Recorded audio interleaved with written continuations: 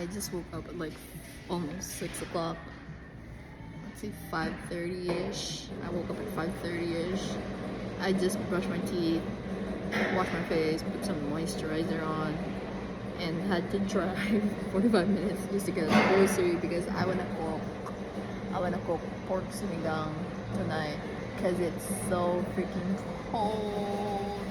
Look at my hair. I don't even comb my hair. I just had to drive and go. Proceed to Black Horse Pike, then turn right. We're gonna go home now. I'm gonna drive home. It's gonna be a 45 minutes drive, and then I'll be cooking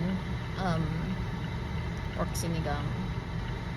And I'm actually very hungry because I don't eat most of the time when I go home from when I got home from work. Depends really if they up ko, pero like I just didn't have the energy to eat in the morning earlier, so I bought myself milk tea and this bizcocho because I don't want to get too full cooking my food.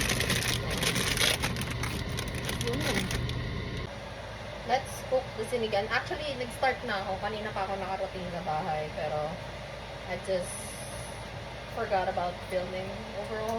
But I already put in the onion. I put ginger on mine.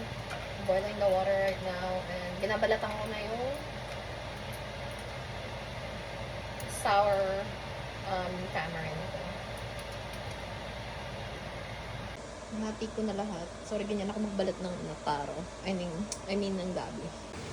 Waiting game na lang tayo. Tapos tayo magluto. So, we're gonna eat now. Ito ang itsura niya. Medyo durug-durug yung iba kasi hinalo-halo ko. But, yeah, we're gonna eat. Ayan, let's eat na. Gutom na ako. 3 araw na ako hindi kumakain ng maayos na pagkain. Puro lang ako sandwiches. So,